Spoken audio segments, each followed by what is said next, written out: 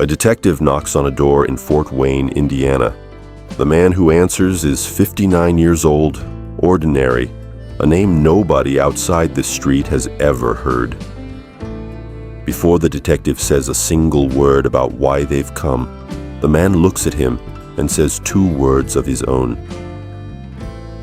April Tinsley.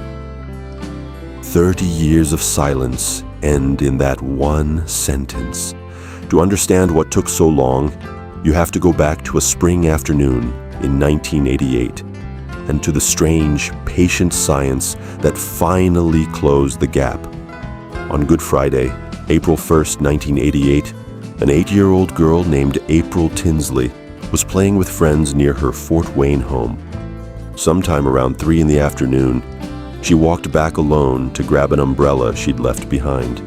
She had curly hair, a quick laugh, and, by every account from people who knew her, an ordinary, happy childhood. She never came home. When she didn't show up for dinner, her mother, Janet, called the police. 250 officers and 50 volunteers combed homes, yards, and wooded lots for any trace of her. 3 days later, she was found in a drainage ditch, nearly 20 miles away. She had been abducted, sexually assaulted, and killed. Fort Wayne had a case, a community in shock, and almost nothing else to go on. What came next made the case worse, not better. Roughly 2 years on, a message was found scrawled on a barn door not far from where April's body had been left, a taunt confirming the writer was her killer and promising he would do it again.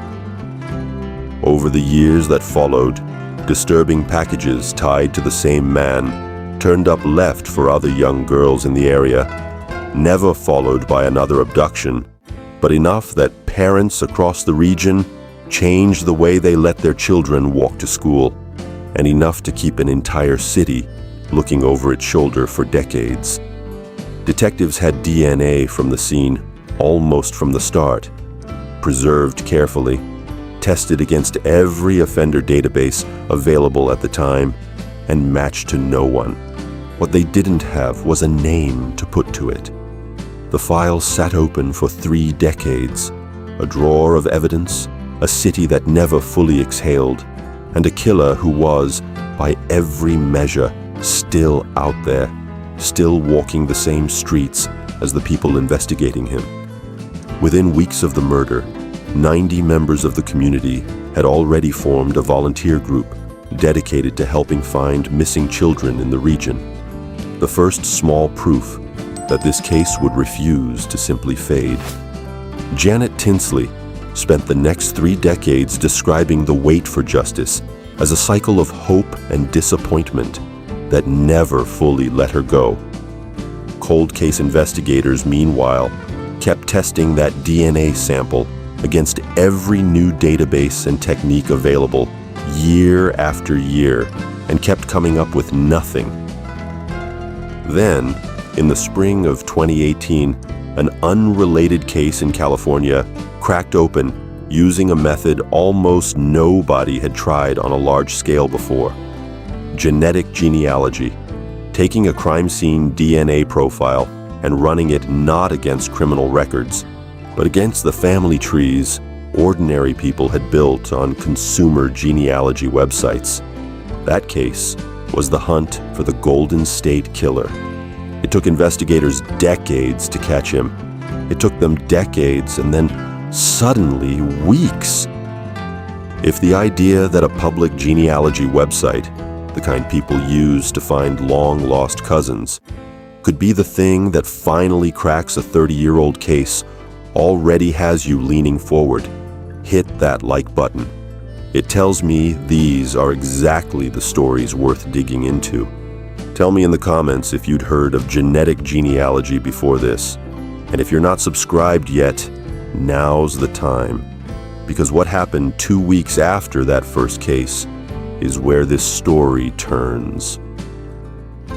A Fort Wayne detective named Brian Martin, who had carried this case for years, had followed the Golden State Killer arrest closely. 2 weeks later, he sent April Tinsley's decades-old DNA sample to Parabon Nanolabs, a lab in Virginia that specialized in exactly this technique. The method itself sounds almost too ordinary to solve a case this old.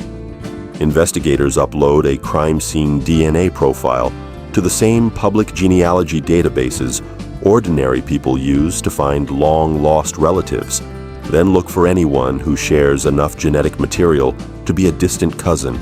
From there, they build an entire family tree by hand: third cousins, second cousins, marriages, siblings, narrowing the pool of possible suspects with each new branch. The same patient work a genealogy hobbyist does for fun. In this case, the branches converged on two brothers living in the Fort Wayne area. One of them was John D. Miller. To confirm it without alerting him, investigators didn't need a warrant for his DNA at all. They went through his trash. Discarded items recovered from the curb matched the crime scene profile exactly.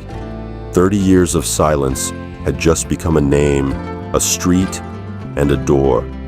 That's the door the detective knocked on. And that's why, before being told anything, Miller already knew exactly why they'd come.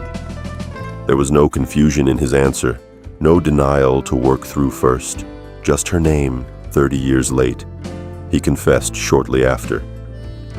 In December of 2018, he pleaded guilty to April Tinsley's rape and murder and was sentenced to 80 years, long enough to ensure he would die in prison. The case became part of a wave.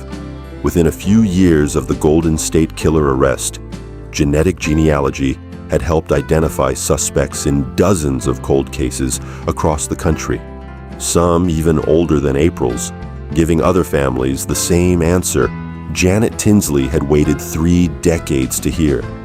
Nothing brought April Tinsley back, but for 30 years, an entire city carried the specific dread of not knowing who had been living among them. The volunteer group formed in her name in 1988 is still active today, still built around the same idea that started it, that a missing child's case should never simply be allowed to go quiet. A stranger's decision to build a family tree online, for reasons that had nothing to do with crime at all, was the thread that finally pulled a name out of the dark. If you want more stories like this one, real, forgotten, hidden in the details the official version leaves out, watch the video that's on your screen right now. Here on It Sounds Like Fiction. But it's history. There's always one more secret waiting.